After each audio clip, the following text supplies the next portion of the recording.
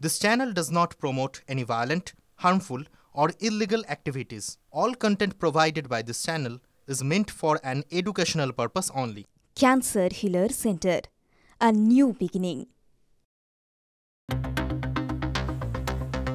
টাংরাকাণ্ডের তদন্তে চাঞ্চল্যকর মোড়। দোতলার তিনটে ঘরে উদ্ধার হয় তিনজনের দেহ। তিনতলা জুড়ে মিলেছে রক্তের দাগ। তিনতলার ডাইনিং স্পেস, বাথরুম, দেওয়াল এবং মেঝেতে রক্ত। বিছানায় উদ্ধার হয় দুই বধূর রক্তাক্ত দেহ। তবে কি তিনতলায় খুন করে দোতলায় দেহ আনা হয়? ট্যাংরার দে পরিবারের তিন মৃত্যুতে এখনো রহস্য। পরিবারের ছজনের একসঙ্গে আত্মহত্যার চেষ্টা নাকি খুন, তা নিয়ে এখনো কাটেনি ধোঁয়াশা। ট্যাংরা থানায় ইতিমধ্যে রুজু করা হয়েছে খুনের মামলা, যদিও অভিযুক্ত হিসাবে নির্দিষ্ট কারো নামের কোনো উল্লেখ নেই। ট্যাংরাকাণ্ডের তদন্তে গোয়েন্দাদের নজরে মঙ্গলবার গোটা দিন ফোনে পাওয়া যায়নি দুই ভাইয়ের স্ত্রীকে। ঠিক এমনটাই দাবি দে পরিবারের একাধিক আত্মীয়ের। মঙ্গলবার সন্ধ্যায় এক ভাইকে বাড়ি থেকে বেরোতে দেখেন প্রতিবেশীরা, কিন্তু পরিবারের বাকি সদস্যদের দেখা যায়নি। বেলবাজিও মঙ্গলবার বিকেলে সাড়া মেলেনি কারো। তবে কি মঙ্গলবারই তিনজনের মৃত্যু ঘটেছে? ট্যাংরার দে পরিবারের নির্মম পরিণতির কারণ কি? পুলিশের তদন্তে উঠে আসছে একাধিক তথ্য। তার মধ্যেই অন্যতম বাজারে দেনা, প্রণয় প্রসূনদের ব্যবসায় মন্দা সংক্রান্ত কিছু তথ্য উঠে এলো TV9 বাংলার তদন্তে। মঙ্গলবারও কারখানায় একাধিক বাইক নিয়ে এসেছিল। তারা কারা, উঠছে প্রশ্ন।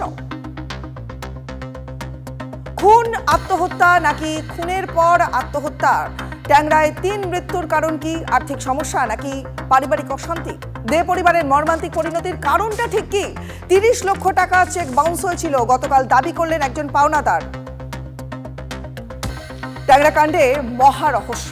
তিনজনের মৃত্যুর আগেই কি দুই ভাই নাবালককে সঙ্গে নিয়ে বেরিয়ে গিয়েছিলেন বাড়ি থেকে? মৃত্যুর সময় নিশ্চিত ময়না তদন্তের অপেক্ষায় রয়েছে পুলিশ। আজই হবে ময়না তদন্ত। পরিবারের আর্থিক হাল জানতে আজ হিসাব রক্ষককে তলব করল পুলিশ। ট্যাংরাকাণ্ডে তিন পুরুষ সদস্যের অবস্থা এখনো সংকটজনক। বাইপাসের ধারের বেসরকারি হাসপাতালে ভর্তি রয়েছেন তিনজনই। প্রণয়দের কোমরের ডান দিক, পা এবং কপালে আঘাত। গাড়ি চালাচ্ছিলেন প্রসূন দে, তার বুকের আঘাত অত্যন্ত গুরুতর। নাবালকের বাঁ হাতের বড় অংশ জুড়ে ক্ষত। বাড়ি থেকে বেরিয়ে দুর্ঘটনার কবলে ব্যবসায়ী পরিবারের দুই ভাই এবং নাবালক সন্তান। রাত 12:55 গাড়িতে কিশোরকে নিয়ে বেরিয়ে যান প্রসূন এবং প্রণয়। 3:15 নাগাদ অভিষিক্তা মোড়ের কাছে এই দুর্ঘটনা ঘটে।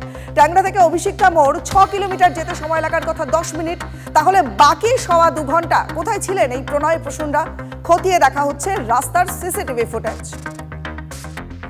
ট্যাংরায় একই বাড়িতে তিনজনের মৃত্যুর ঘটনায় খুনের মামলা দায়ের করল পুলিশ। অজ্ঞাত পরিচয় আততায়ীর বিরুদ্ধে খুনের মামলা। BNS এর 103(1) ধারায় মামলা রুজু করা হয়েছে। অভিষিক্তা মোড়ের কাছে গাড়ি দুর্ঘটনায় আহত হন বাড়ির তিনজন পুরুষ সদস্য। তাদের মধ্যে একজন নাবালক রয়েছে। দুর্ঘটনার সূত্র ধরে খুনের মামলা দায়ের করে তদন্তে পুলিশ।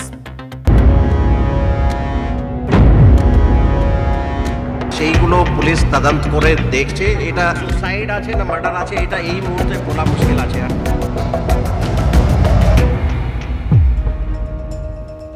ট্যাংরাকাণ্ডের খবরে এক নজরে আমরা 9টা গুরুত্বপূর্ণ খবর দেখলাম ঠিকই, কিন্তু ট্যাংরাকাণ্ডের এই যে তদন্ত চলছে এবং তদন্তে একটার পর একটা চাঞ্চল্যকর মোড়, একটার পর একটা চাঞ্চল্যকর তথ্য সামনে চলে আসছে। দেখুন, দোতলার তিনটে ঘর, তিনটে আলাদা আলাদা ঘর থেকে তিনজনের দেহ উদ্ধার করা হলো। তিনতলা জুড়ে রক্তের দাগ পাওয়া গেছে। তিনতলার ডাইনিং স্পেস, বাথরুমের দেওয়াল এবং মেঝেতে রক্তের দাগ পাওয়া গেছে। আমাদের সহকর্মী সুপ্রিয়র সঙ্গে একবার কথা বলবো। সুপ্রিয়, তিনতলার তিনটে আলাদা আলাদা ঘর থেকে তিনটে দেহ পাওয়া গেল, ডাইনিং স্পেস, বাথরুমের দেওয়াল এবং মেঝে। তাহলে তিনতলার সঙ্গে এই যে দোতলার কানেকশন, এটা কিভাবে তৈরি হচ্ছে? দেখো, সেই বিষয়টা কিন্তু ইতিমধ্যে এই পারিপার্শ্বিক যে তথ্য প্রমাণ এখনো পর্যন্ত তদন্তকারীরা হাতে পেয়েছেন, বা যে তিনজন আহত অবস্থাতে হাসপাতালে চিকিৎসাধীন রয়েছেন তাদের বয়ান দুটো মিলিয়ে দেখে নিশ্চিত হতে চাইছেন। তার কারণ, যে তিনজন মহিলা অর্থাৎ সুদেষ্ণা দে, রমি দে এবং আরো যে কিশোরী যাদের দেহ উদ্ধার হয়েছিল, এই যে বাড়ি অর্থাৎ ট্যাংরার এই 4তলা বাড়ির একেবারে দোতলাতে যে তিনটি ঘর রয়েছে, তিনটি পৃথক পৃথক ঘরের বিছানা থেকে উদ্ধার হয়। বিছানা রক্তে ভিজে যাচ্ছে, এমনই একটা পরিস্থিতি তদন্তকারীরা দেখতে পেয়েছেন বাড়িতে পৌঁছে। কিন্তু পরবর্তীতে তারা যখন বাড়ির 3তলাতে অর্থাৎ যেখানে ডাইনিং স্পেস এমনকি বাথরুম রয়েছে, সেখানে বাথরুমের দেওয়ালে এবং মেঝেতে বিভিন্ন জায়গাতে কিন্তু ফিনকি দিয়ে রক্ত বেরোলে, অর্থাৎ শিরা কাটার পর ফিনকি দিয়ে রক্ত বেরোলে যে ধরনের রক্ত রক্তের নমুনা পাওয়া যায়, সে ধরনের কিন্তু ব্লাড স্টেন পাওয়া গেছে। আর এই বিষয়টাই কিন্তু তদন্তকারীরা এখন স্পষ্ট হতে চাইছেন যে হাতের শিরা কাটার বিষয় যেটা সামনে আসছে সেটা যদি নিজেরাও কেটে থাকে বা তাদের হাতের শিরা যদি অপর কেউ কেটে দিয়ে থাকে, সেই ঘটনাকে তিনতলাতে ঘটেছিল এবং তিনতলাতে যদি ঘটে থাকে তাহলে দোতলাতে ওই তিনজন এসে কিভাবে পৌঁছলেন। তো সেক্ষেত্রে হাতের শিরা কাটার পর তারা নিজেরাই কি ছুটে এসে তলার বিছানাতে শুয়ে পড়েছিলেন, নাকি হাতের শিরা কাটার পর তাদের মৃত্যু নিশ্চিত হওয়ার পর বা তারা যখন সংজ্ঞাহীন করেছিলেন সেই সময় তাদেরকে কেউ দোতলাতে এনে বিছানাতে শুয়ে দিয়েছিলেন। এই বিষয়গুলো যদি সেটা করে থাকে তাহলে সেক্ষেত্রে বা পছন্দে তাদের ইনভলভমেন্ট থাকারই কিন্তু বিষয়টা স্পষ্ট হচ্ছে।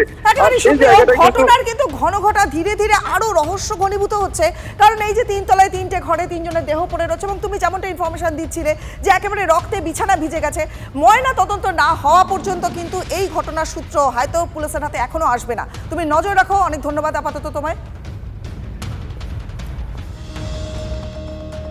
দেখুন, আমাদের প্রতিনিধি সুপ্রিয় যেমনটা বলছিল যে দোতলার তিনটে ঘর, সেখানে তিনটে আলাদা আলাদা বিছানা ভেজা রয়েছে রক্তে, কিন্তু রক্ত ফিনকি দিয়ে কিন্তু বেরোয়নি দাবি করছেন পুলিশ সূত্র। তবে কি ঘুমের ওষুধ খাইয়ে হাতে শিরা কাটা হয়? কখন মৃত্যু হয় এই যে রমি, সুদেশনা, এদের মৃত্যু কখন ঘটে জানতে ময়না তদন্ত হবে, এনআরএসে ময়না তদন্ত হবে। এবং আমাদের সহকর্মী সুজয় রয়েছেন আমাদের সঙ্গে, সরাসরি এনআরএস হাসপাতালে নজর রাখবো আমরা। সুজয়, এখনকার কি তথ্য পাচ্ছ, ময়না তদন্ত কখন হতে চলেছে?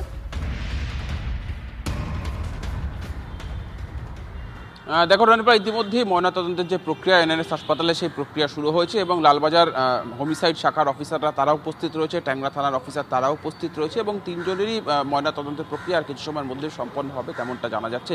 এবং এই ময়নাতদন্তের ক্ষেত্রে গুরুত্ব দেওয়া হচ্ছে কিন্তু বেশ কিছু বিষয়ের উপর, যার মধ্যে অন্যতম হচ্ছে যে ইনজুরি মার্ক, যে কাট ইনজুরিগুলো রয়েছে অর্থাৎ গলা এবং হাতে যে কাট ইনজুরিগুলো, সেই কাট ইনজুরিগুলি কীরকম, সেলফ ইনফ্লিক্টেড অর্থাৎ নিজেকে আঘাত করা বা নিজের শরীরের কোনো অংশ কাটা, অথবা বাইরে থেকে কেউ যদি তার হাতে বা গলায় কোনো রকমভাবে আঘাত করে, ছুরি দিয়ে আঘাত করে বা কাটে, সেটা দেখা। অর্থাৎ এই দুটোর মাধ্যমে, আঘাতের চিহ্নের মাধ্যমে একটা বিষয় স্পষ্ট হতে পারবেন তদন্তকারীরা যে খুন কীভাবে হচ্ছে। দ্বিতীয় হচ্ছে পাকস্থলিতে বা শরীরের ব্লাড থেকে এটা দেখা যে ঘুমের ওষুধ বা কোনো বিষাক্ত কোনো পদার্থ শরীরে গিয়েছিল কিনা, যার মাধ্যমে বিষ প্রয়োগ কিংবা ঘুমের ওষুধ, কড়া ডোজের ঘুমের ওষুধ খাইয়ে একেবারে সম্পূর্ণভাবে সংজ্ঞাহীন করে দেওয়া, সেই রকম কিছু রয়েছে কিনা।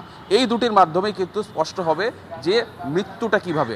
তৃতীয় যে বিষয়টি দেখা হবে যে শরীরে কোনো অন্যরকম কোনো প্রতিরোধ করতে গেলে, কেউ যদি আক্রমণ করতে আসে, আঘাত করতে আসে, সেই প্রতিরোধ করতে গেলে সেই যে মার্কসগুলো থাকে, অর্থাৎ ধস্তাধস্তির সময় যদি কোথাও কোনো আঘাত, কাটা ছড়া এই ধরনের কোনো দাগ থেকে থাকে, সেটাও দেখা হচ্ছে। অর্থাৎ সেইগুলির মাধ্যমে তদন্তকারীরা একটা কনক্লুশন, একটা জায়গায় আসতে পারবেন যে কিভাবে এই ঘটনাটি ঘটে থাকতে পারে। কেউ যদি আত্মহত্যা করে তাহলে তার শরীরের কোনো জায়গায় ধস্তাধস্তির কোনো চিহ্ন থাকবে না, কিন্তু কেউ যদি সজ্ঞানে কেউ তাকে মারতে যায় তাহলে কিন্তু ধস্তাধস্তির চিহ্ন থাকবে। কিংবা কেউ যদি কাউকে ঘুমের ওষুধ বা বিষাক্ত কিছু প্রয়োগ করে তারপরে মৃত্যু নিশ্চিত করার জন্য শরীরের কোনো অংশ, গলা হোক বা হাত হোক, কেটে দিয়ে মৃত্যু নিশ্চিত করতে থাকে, সেটাও ময়না তদন্তের ফলে স্পষ্ট হয়ে যাবে। ফলে এই বিষয়গুলি ময়না তদন্তের ক্ষেত্রে অত্যন্ত গুরুত্ব দিয়ে দেখা হচ্ছে। যেটা জানা যাচ্ছে যে আর কিছু সময়ের মধ্যেই, আর 1 থেকে 1.5 ঘন্টার মধ্যেই ময়নাতদন্তের প্রক্রিয়া স্পষ্ট হয়ে যাবে এবং সেই প্রক্রিয়া স্পষ্ট হয়ে গেলে কিন্তু একটা দিক, তদন্তের একটা দিক খুলে যাবে। তদন্তকারীরা নিশ্চিত হতে পারবেন যে এই ঘটনা, এই একেবারে তুমি নজর রাখো। আপাতত তোমায় ধন্যবাদ। দেখুন, ট্যাংরার এই যে দে পরিবার, সেই দে পরিবারের মর্মান্তিক যে পরিণাম ঘটলো, নির্মম যে পরিণতি ঘটলো, ঠিক তার পিছনে কারণটা কি? পুলিশের তদন্তে একাধিক তথ্য কিন্তু উঠে আসছে। তার মধ্যে একটা তথ্য কি, যে বাজারে দেনা, প্রণয় এবং প্রসূনদের ব্যবসায় মন্দা সংক্রান্ত কিছু তথ্য উঠে এলো TV9 বাংলার তদন্তে। আমাদের প্রতিনিধি পৌঁছে গিয়েছিলেন দে পরিবারের চামড়ার কারখানাতে, আর সেখানে এক ব্যক্তির কিছু কথা ধরা পড়ল TV9 বাংলার গোপন ক্যামেরাতে। इसका आगे था 5 आदमी जब बाइक लेके आया था, कुछ अभी भीड़ भीड़ लगा हुआ था। कब এসেছিল? কালকে এসেছিল। তাও কটা বাইক? 5-6 दिन तो बाइक एसেছিল। 5-6টা বাইক এসেছিল। এবং তারা কে এলো? हाँ दीदी, कितने बजे के आसपास देखा? बाइक कब आया था लगभग? बाइक आया था तो 11-12 बजे यहाँ सब लाइन में खड़ा था। हाँ, सब लड़का टाइप का। कितने लोग आए थे? ये बड़ा मोटा ऑफिसर का था। 4-5 लोग ही था कि ज्यादा था? हाँ, 4-5 आदमी था। 4-5 आदमी का सब बाइक करके बात करने कुछ आया था होगा। মানে বাইরে এসেছিলেন, ওরা ভেতরে ঢোকেননি? হ্যাঁ, না ভেতরে যায়নি। ভেতরে ঢোকেননি।